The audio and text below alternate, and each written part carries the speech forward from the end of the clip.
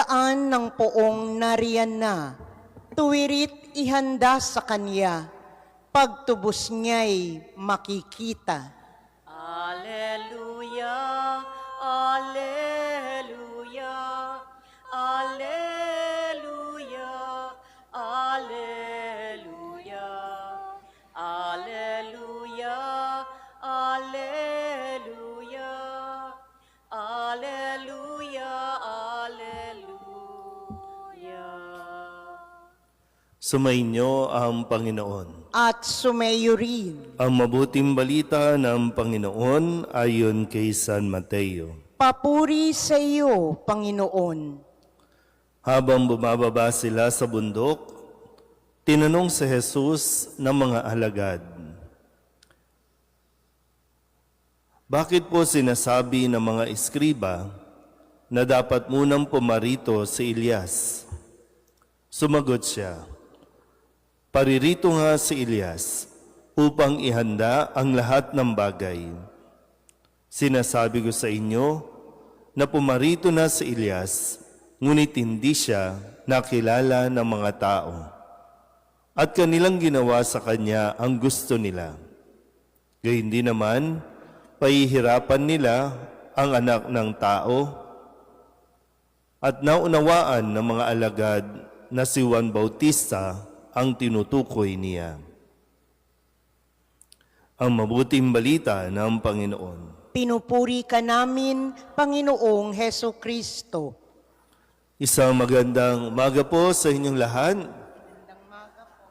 Ngayon po ay Sabado sa ikalawang linggo sa karaniwang o sa panahon ng pagdating at sa tulong nawa ni San Juan de la Cruz, isa sa mga pantas ng simbahan, ay atin pong maunawaan ng mabuti ang mga mensahe na ibinigay sa atin ng Panginoon sa linggong ito.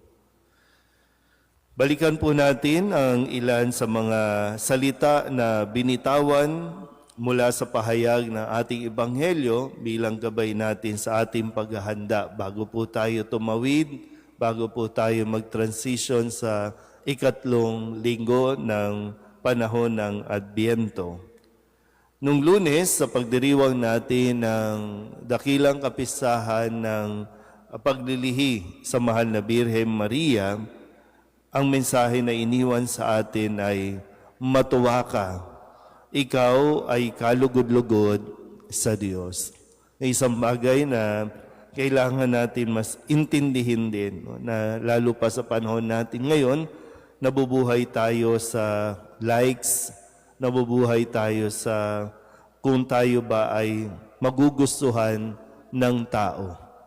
So, hindi natin dapat ikatuwa ng tayo ay kinagigiliwan ng tao, kundi lalo tigit kailangan natin malaman kung ang ating bang ginagawa ay ikinatutuwa at kalugod-lugod sa Diyos.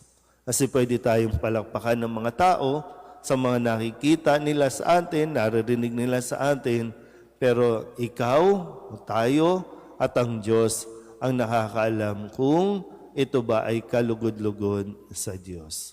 So, mas magandang malaman na natutuwa sa atin ang Diyos kaysa ang natutuwa ang tao sa atin.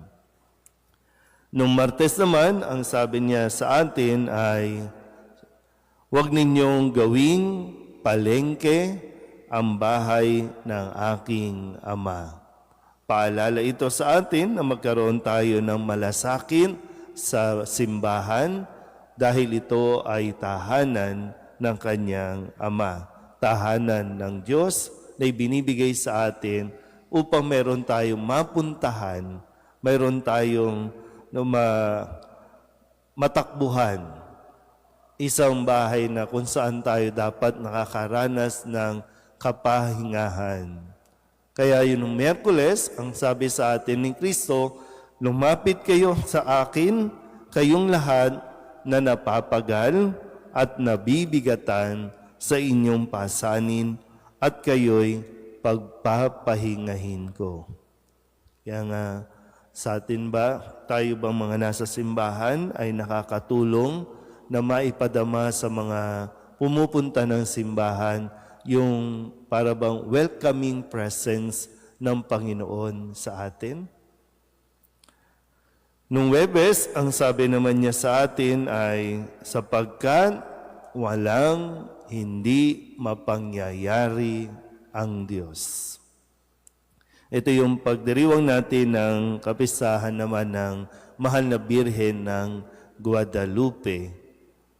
Kung paanong inulit sa atin ang ebanghelyo ng pagpapahayag ng anghel kay Maria, sa dulong bahagi ay sinabi niyang, walang hindi mapangyayari ang Diyos. Maraming bagay tayong hindi naiintindihan pa, maraming bagay yung ikinakatakot natin, pero lahat ng gusto ng Diyos, ayon sa plano ng Diyos, mangyayari. Walang imposible sa Diyos. Kahapon, Biyernes, ang sabi sa atin, ang karunungan ng Diyos ay ang karunungan ng Diyos ay napatutunayang tama sa pamamagitan ng kanyang mga gawa. At sinabi nga rin sa atin na hindi mababago at hindi babaguhin ang salita ng Diyos dahil lamang sa ating mga kapritsyo, dahil lamang sa ating mga kagustuhan. Tayo ang mababago dapat ng ating pakikinig at pagsunod sa salita ng Diyos. At ngayon, sabi nga po, matapos po na ipakilala sa atin si San Juan Bautista bilang gabay sa ikalawang linggo ng Adbiento, ngayon ay muling ina-acknowledge sa ating pong ebanghelyo na si San Juan Bautista, bagamat magkaiba po si Elias at si San Juan Bautista, pero pareho ng pagpapahayag. Parehong naghanda, ipinaghahanda ang isang bayan sa pagdating ng Mesiyas. Ito yung ginawa ni Elias, ito rin ang ginawa ni San Juan Bautista. Kaya sabi ng mga alagad o sa ating ebanghelyo, at naunawaan ng mga alagad na si San Juan Bautista ang tinutukoy niya. Na magandang paalala rin, na tayo ay naririto sa mundong ito para maging kabahagi ng paghahanda. O pwedeng hindi pa ngayon dumating ang Panginoon, pero hindi ibig sabihin wala tayong gagawin. Kaya nga kung anuman ang ginagawa natin, anuman ang ginagawa nating desisyon, anuman yung mga pangaral, binibitawan mong salita, yan ay magkakaroon ng epekto sa susunod na henerasyon, yung susunod sa atin. Kaya nga po, sabi ko, pag dumating ang Panginoon, handa ba tayo? Pag sinabing handa, isa dyan ay naihanda mo rin ba ang mga tao na iniaatang sa iyo? Mga ipinagkakatiwala sa iyo? O baka tumatanda lang tayo ng wala lang, nagkakaedad lang tayo. Pero yung tanong, may naihahanda ba tayo? Kasi ang buhay natin o ang panahon natin ay hiram lang natin o para sa mas susunod pang henerasyon.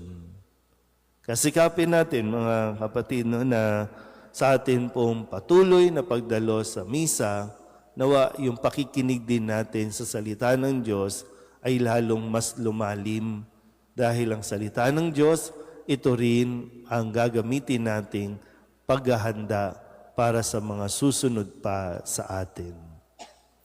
Amen.